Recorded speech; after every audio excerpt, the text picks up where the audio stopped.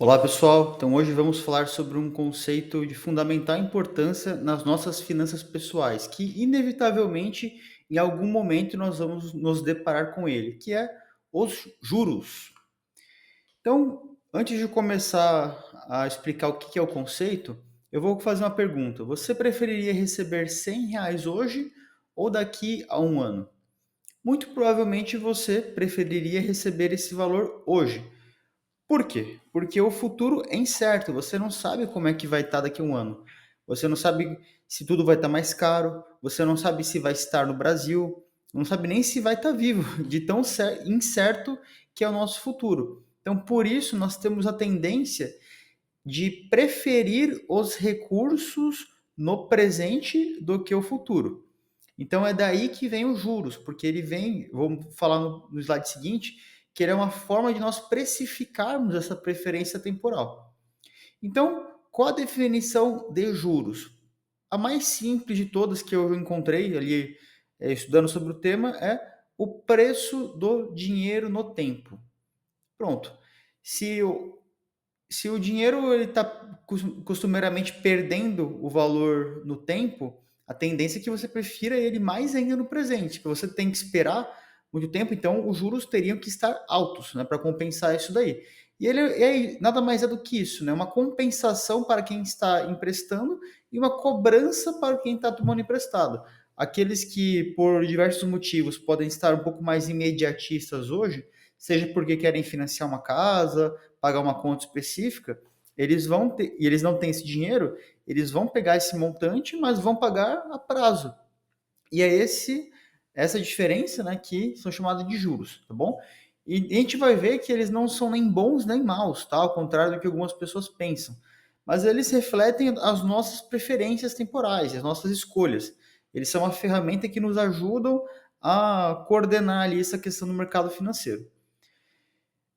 De acordo com a visão antiga e alguns pensadores muito proeminentes, inclusive Aristóteles, muitos viam os juros como algo antinatural, porque tinha muito aquela ideia de que o dinheiro, né, o pagamento, os recursos que a gente recebe ali pela troca, ele tem que vir por um serviço que a gente presta de modo direto, né? Mas a gente está falando ali de centenas de anos antes de Cristo, então uma mentalidade bem diferente. Era difícil você conceber a ideia de que o dinheiro em si poderia gerar mais dinheiro, né? Mas eles não consideravam que isso nada mais é do que o preço que você paga por poupar, né? Que alguém está sacrificando algo.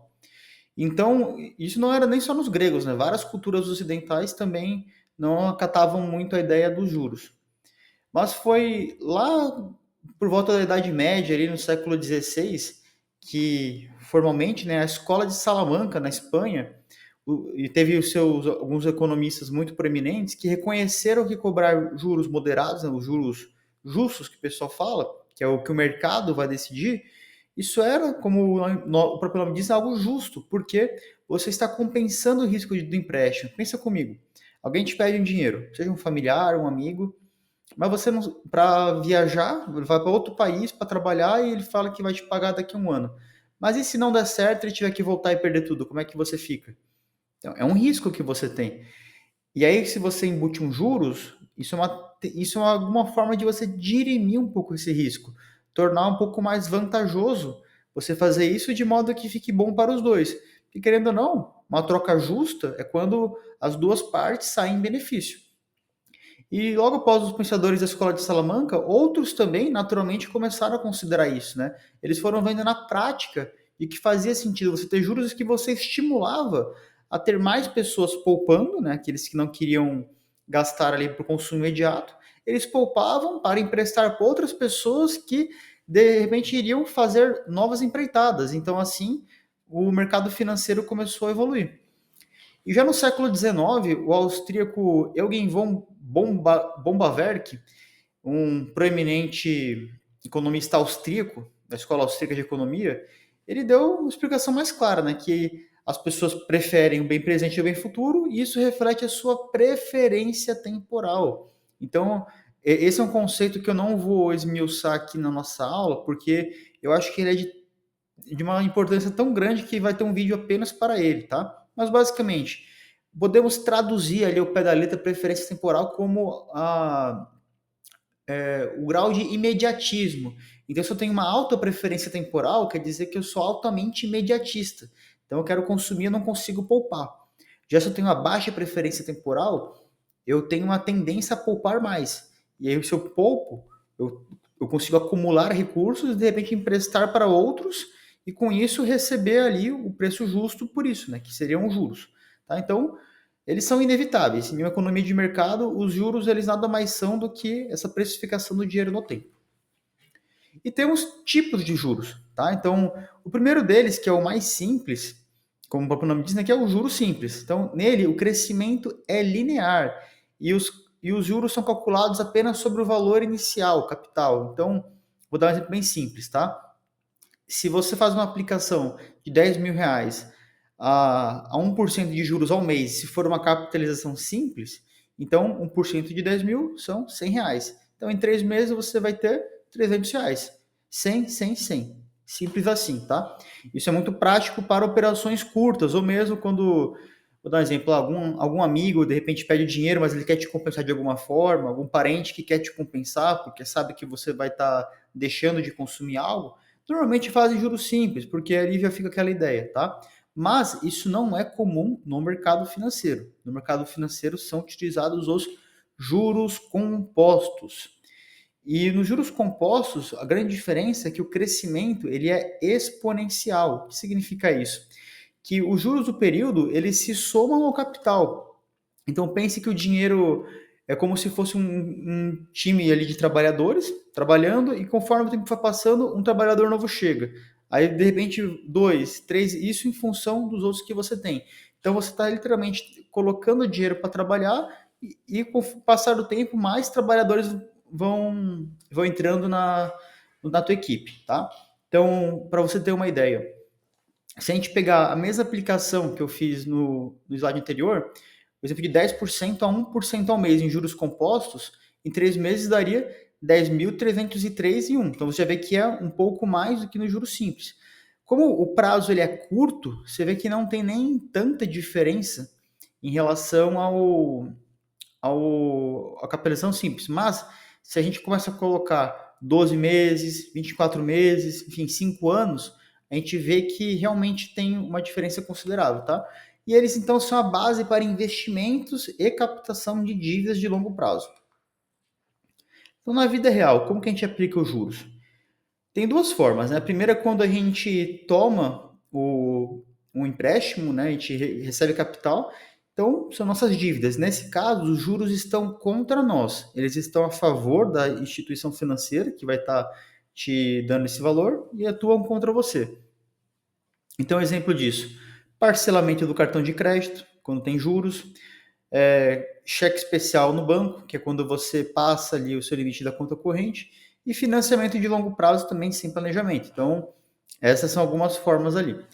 E quando eles atuam a seu favor, que aí você está se beneficiando dele, normalmente é quando você está poupando e investindo, você está alocando os seus recursos em alguma atividade produtiva e você está então emprestando dinheiro para alguém. Então, pode ser uma poupança para reserva de emergência, por mais que os juros ali sejam muito baixos, não deixa de ser juros. Tesouro Selic, né, que é o tesouro da dívida pública, CDBs, que são títulos privados dos bancos, normalmente alguns podem render juros diariamente, então isso também pode ser uma forma de você ganhar com juros também, tá? Então com títulos. E investimento de longo prazo, como renda variável também, como ações, fundos imobiliários, enfim, outros como renda fixa, mas eu vou entrar em detalhes em outros vídeos, tá? Mas aqui, basicamente, quando você está consumindo o recurso, né, você está tomando esse recurso, você está pagando juros por isso, porque você está tendo algo que você, se não fosse dessa forma, você teria que esperar meses trabalhando, acumulando e ter esse montante. Mas se você quer ele agora, então você paga um preço por isso, tá? E se você está poupando, você está emprestando dinheiro para outros, então aí você recebe juros. Basicamente isso.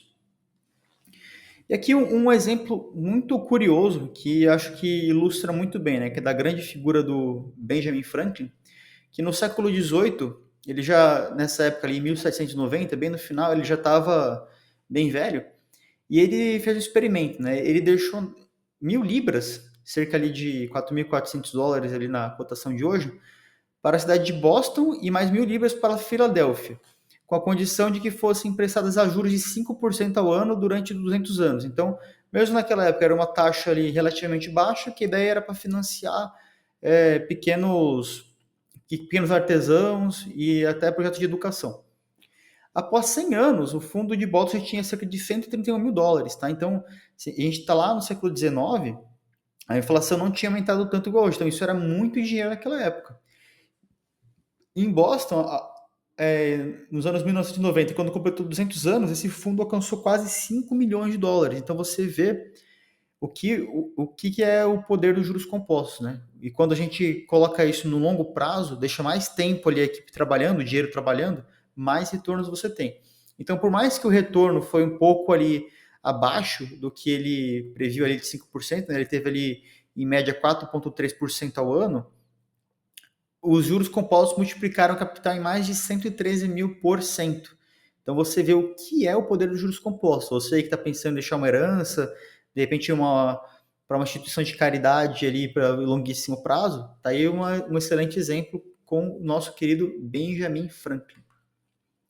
Então, uma aula bem simples, tá? A gente poderia aqui ficar horas falando sobre juros, mas a ideia aqui dos nossos vídeos dessa playlist é fazer algo bem simples, justamente para você entender a ideia geral, tá?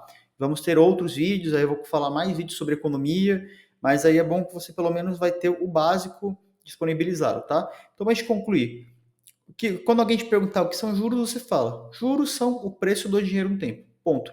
Mas a grande questão é: eles estão trabalhando contra você ou a seu favor? Se você conseguir deixar o maior percentual de juros trabalhando a seu favor, isso é um excelente sinal, tá bom? Então, agradeço mais uma vez pela audiência. Caso tenha ficado com alguma dúvida, queira contribuir de alguma forma, conversar, basta escanear o QR Code e até o próximo vídeo. Muito obrigado.